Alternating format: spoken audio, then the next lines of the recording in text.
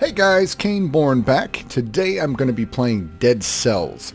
Dead Cells is a roguelike, kind of a Castlevania inspired with Souls-like combat, non-linear progression, lots of exploration, secret rooms, hidden passages, basically a Metroidvania, a type of game that is probably my favorite, but I don't usually necessarily show on my channel so far. There hasn't really been a great one out since I started my channel. And but this thing, I'm really digging it. I went ahead and played it for about an hour or two just to kind of get a sense of how to play it so I wouldn't look like a complete idiot, as I sometimes do. Because a lot of times I like to jump in and just bring you guys along on the experience. But since this isn't really a story-based game, and it kind of starts over every time you die, I thought I would check it out first. So definitely worth your time. We're going to hop into it right here. I do want to mention, I had a very tough decision to make this week. Basically, that decision was, do I play The Surge, which is from the Lords of the Fallen developer, another Souls-like game that is actually 3D and touted to be a lot of fun, or do I play this? I think I made the right decision, because so far I'm utterly obsessed with this game. This is literally where you start. So anyways, I wanted to play The Surge. I think it's going to be interesting, but I think I'm going to hold off on it because this game is a lot cheaper. This is currently on sale for about 14 bucks. If you're creative, you can find it for 8 to 10, and it's tons of fun. The Surge is still something like 40 bucks, even if you get it on Green Man with a voucher. Just a little expensive for my taste based on what I've heard you get content-wise. So, on to the game we're actually playing. This is a 2D side-scroller, but it's a Metroidvania. Lots of exploration, lots of secrets, lots of cool stuff that you could do in this game. Basically, you can hold 2 weapons and then 2 specials. So left trigger, right trigger are your specials. They'll be like bombs or something like that. Y is usually like throwing daggers or a bow. X is usually where you have your melee weapon. Left button is going to allow me to drink sort of like a potion or Estus flask. You don't start with one. Eventually you unlock 1, and I've already got it upgraded to 2. But again, you're always starting from the beginning, so this is the beginning of the game. And I'm going to shut up and just get right into it.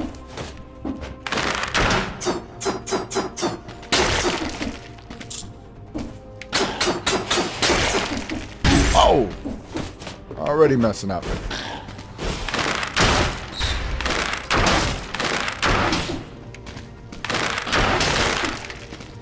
So as I'm killing them, I'm getting this gold, but I'm also getting these white things called cells.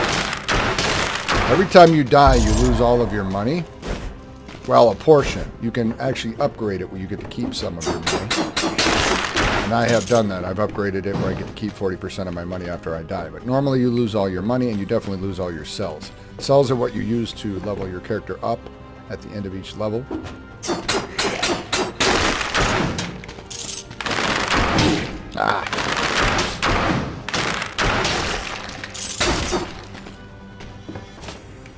What I like about this is you can approach it any way you want. You've got these little teleporters that you can go back to earlier areas once you start to connect them.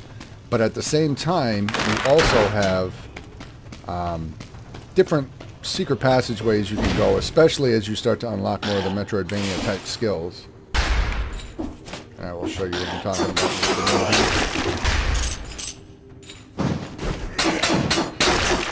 As you can see, kind of the Souls-like combat. Some of these enemies are hyper aggressive. You got the one with the projectile, you got the one that jumps at you, you got the archer. This chest should give me one of those, oh, actually it's going to give me an additional weapon. This whip is pretty cool. I'm actually going to replace my bow with this. You lose your gear every time you die too. So I guess it's kind of like Rogue Legacy, which I never really played. So what you do actually retain are your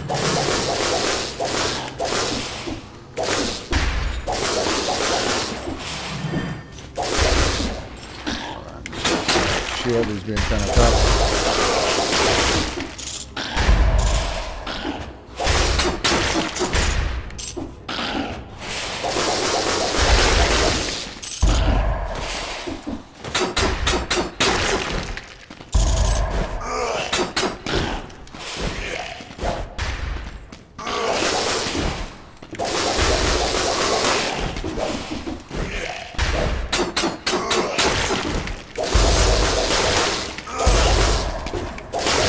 Some of this requires a little bit of concentration, so forgive me. Lots of fun, this combat system. But as I was saying, what you actually retain, you'll get like upgrades, basically. You'll see the 1 over my X and Y, and also over the L, T, and RT. So you can increase your health pool, your weapon damage, or your skill cooldown. I should say decrease your skill cooldown while making it a little more powerful. Those things will go away, and so will all of your weapons. But what does remain are some upgrades I'll show you if I actually get through a level here. Yeah. Gotta be a little more careful. Let's drink our Estus flask here. It's not called an Estus flask, but that's what I'm going to call it, because that's probably the inspiration. So this is a temporary power-up that allows me to pick between increasing my skill, so increase skill damage and reduce the cooldown, increase weapon damage, or increase health. I'm going to go for health at first because survivability is my biggest concern initially.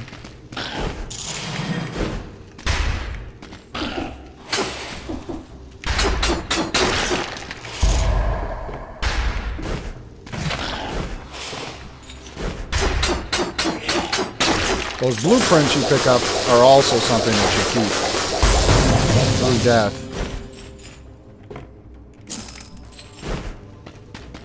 And it allows you to make some new type of weapons and stuff. And again, I will show you that.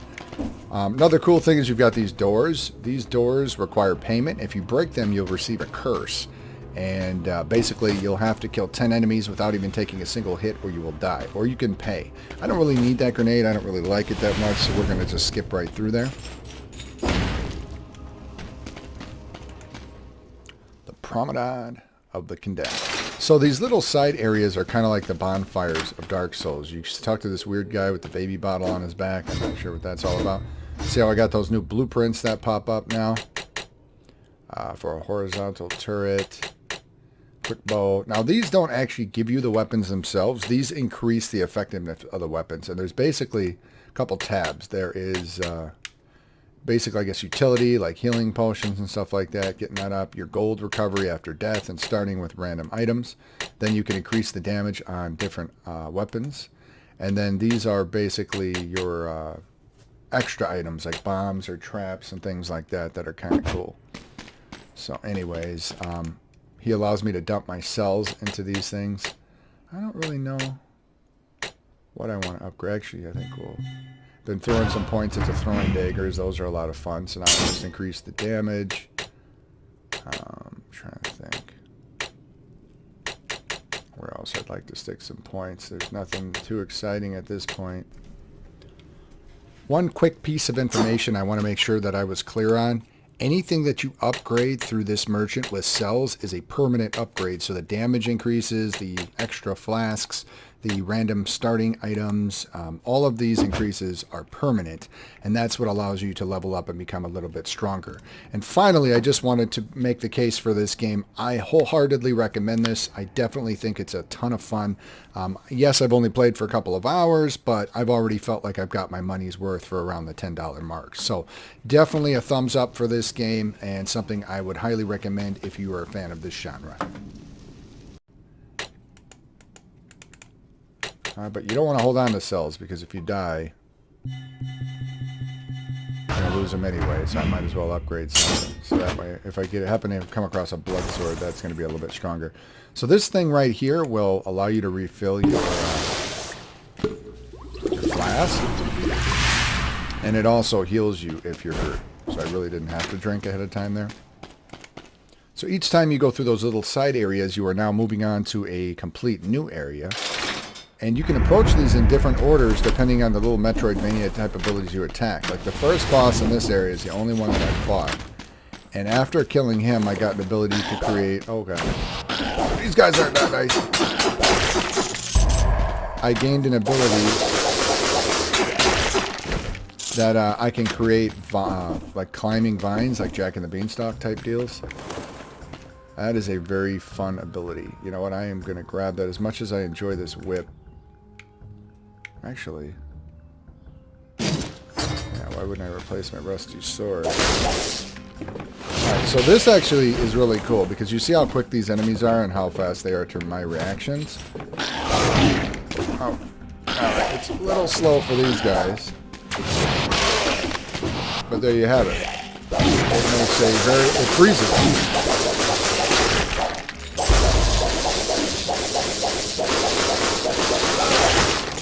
So that is very helpful. Oh, here we go. Now we have a utility item, so I can show you how those look.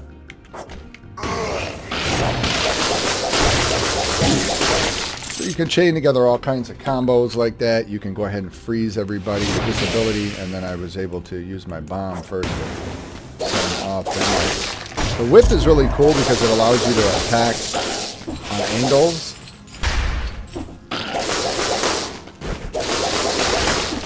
And it's got a really long range, and it's very quick, so it can be used to kind of stun enemies. Oh, shit. Paying attention.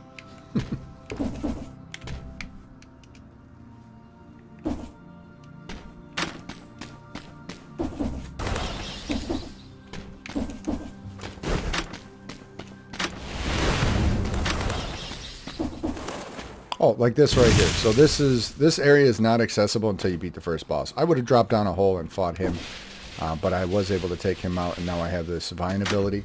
That allows me to skip to some other areas, and then this is the normal route of progression. But so far, all I've discovered in the beginning is that you can actually go into some sewers instead, which is really not a place I want to go. Very reminiscent of Dark Souls in the fact that certain areas, if you go that direction before you're strong enough, probably a terrible idea.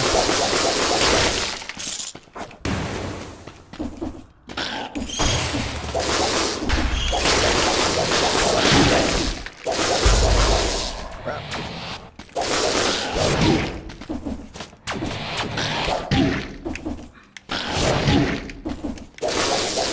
Alright, this guy's kicking my ass. Ah! Okay. And there you have your first permadeath. So this is important for you guys to see. So now I died. I basically lose everything. But I go back inside my body. I start from the beginning. But I am able to pick up 40% of my gold because of the 2 upgrades I have in that tree.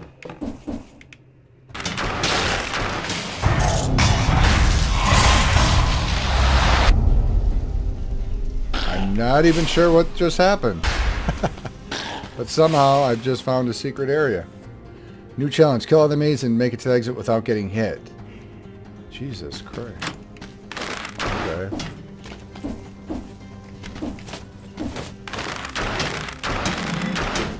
So far, not good.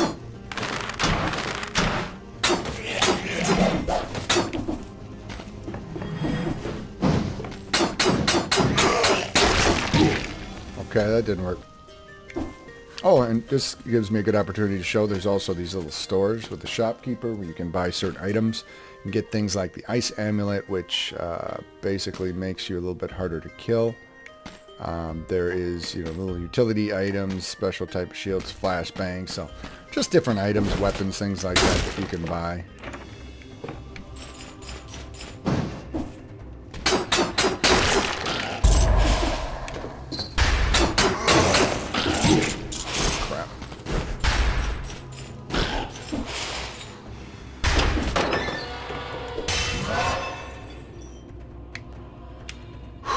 Let's go for strength this time. Don't have to kill everybody, too. You can run by a lot of enemies. The map changes every time, as you notice. They did not have that door before in order to get to the next section. So that is really cool. So yeah, all in all, I think this game is very fun, very addictive. If you get it for under $10, there's, without a doubt, I think it's definitely worth it. Even at its normal entry price of what I believe is something like $15 to $20, I think it's probably not bad. But you can get it on Steam for $14. You can get it on Green Man for about $13. There's some easy ways to get a 5% off vouchers. You can get it for about $12 on Green Man. If you are a shitty individual and want to support a crappy company, you can get it for about $8 on G2A. I prefer to not do business with those people. I usually go to Green Man Gaming, and I am happy enough with the price that I get there. Assassin's Dagger. Again, little secrets like that. I mean, you know, you can only hide things so well in a 2D platformer, but still, I like finding stuff like that. So I think I will wrap this up because I want to keep it as a short video so people actually watch it. If you guys are interested in seeing me play a little bit more of this game, please let me know in the comments.